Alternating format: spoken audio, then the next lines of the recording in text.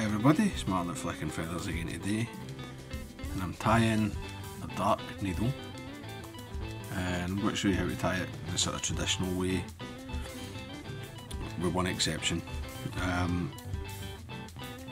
It's a really good little fly. There's any wee stone flies or needle flies about. Back end of the season, September into October. Very good, very effective wet fly. As always, I'll put a materials list in the description, along with a link to the Patreon page for anybody that wants to support the channel, get access to the members only content, and be entered into the giveaways. You can also subscribe, hit the bell button so you get notified of the new videos, or share it with somebody you think would be interested. That's all very appreciated. So I've got my hook and my vise. It's a size 16 fully milled all-purpose medium weight. They don't make them anymore, I think. When I've checked on the fully milled website, they only get into a 14 now. But Kamasan B170 size 16 would also be fine. And I'm starting my thread here just at the eye, and this is Uni 80 and Rusty Brown, right? Now the original pattern calls for Pearsall 6B, which you cannot get, right? It's long ran out. If you don't have it, you're not getting it, and I've run out a while ago. 6B's the sort of tobacco-y orange, right? 6A was the kind of lighter colour, but this is maybe a bit on the orange side, but it's close enough for my taste, right? And the fish certainly don't mind. If you want it to be a bit closer to the tobacco and less orange, maybe like a camel, a uni camel would be an option. But just pick something that you like the sort of shade of. Now, the needle flies have got herl heads, right? And you often see folk tying, they tie the body, the hackle, and then the herl head. But what you actually have is a herl collar and then a thread head. I'm going to tie it in the traditional manner so that there's no thread in front of the herl.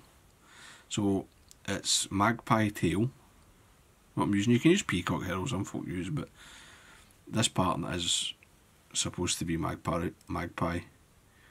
So catch that in right at the front, and I'm going to just tie it right down to the eye and come back.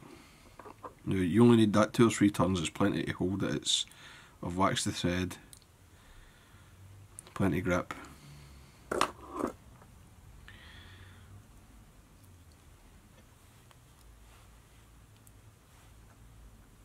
And then I'm going to clip on my hackle pliers.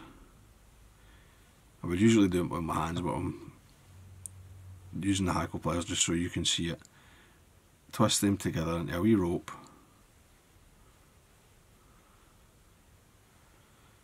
And come back a couple of turns there to get your wee black head, and catch this off 2 or 3 wraps, right? That's fine. If you wanted to build it up a bit more you could, but you don't need to. Now the hackle on this is from the back of a starling, and what you want is,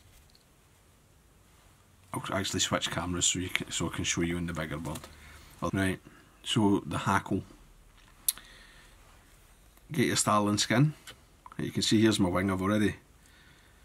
This is sort of fairly well picked. I've already removed the wing, but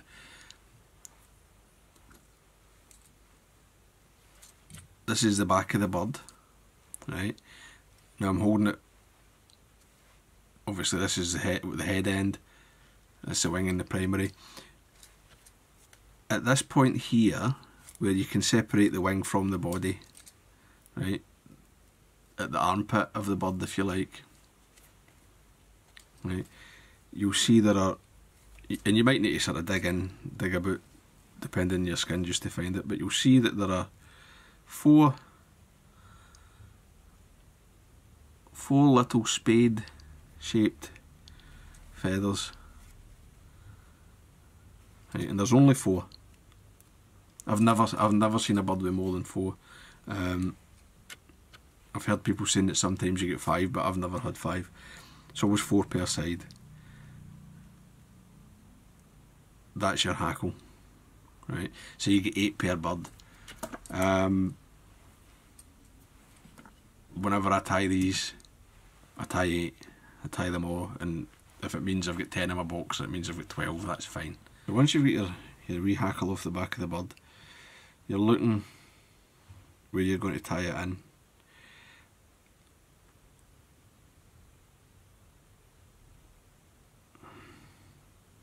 I want the fibre length to be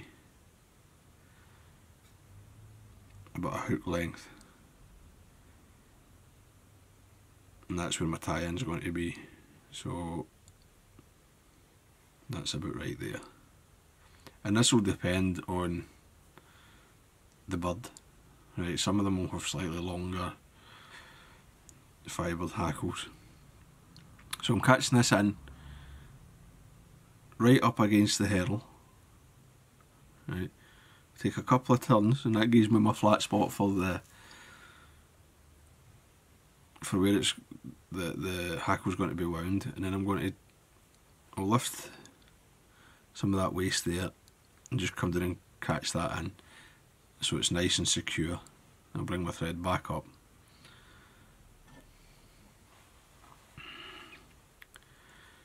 Now this is a very delicate feather, so just be careful.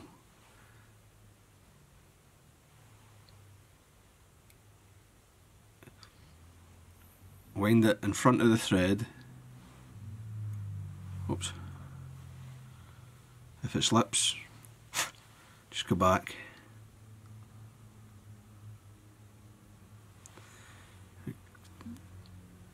You'll only get a turn or 2 anyway with this, so there's 1. Oops. I'll try again. Right, 1, 2, and come in and catch it off. Unclip your hackle pliers.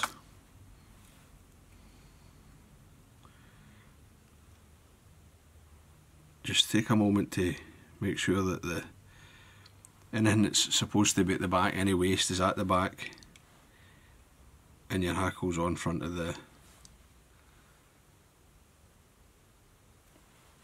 thread there.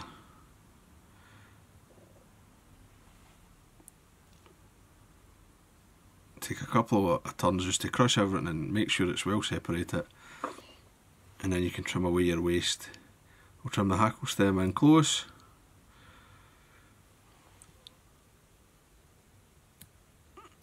We'll trim the Magpie a wee bit longer.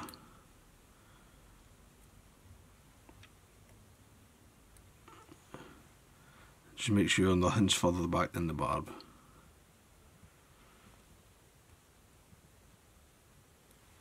And then I'm just going to crush this on the way back.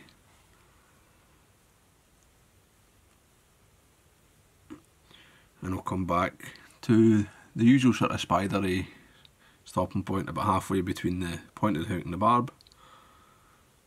Then I'll come back up and touch and turns. Just make sure I've got enough wax on to get me all the way up to the front. And you can see there, because of the way I cut that, I've got a nice wee taper. Now, when I get to a couple of turns back from the hackle,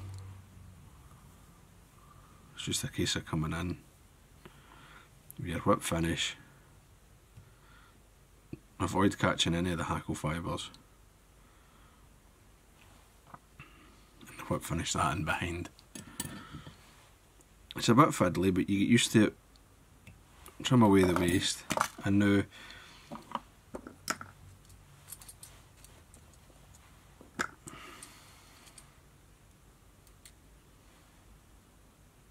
a wee spot of varnish just in the knot.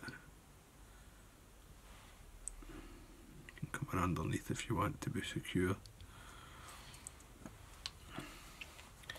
and that will set up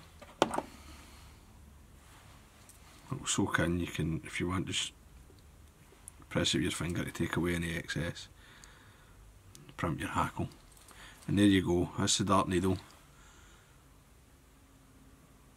There's no thread there, there's no gap.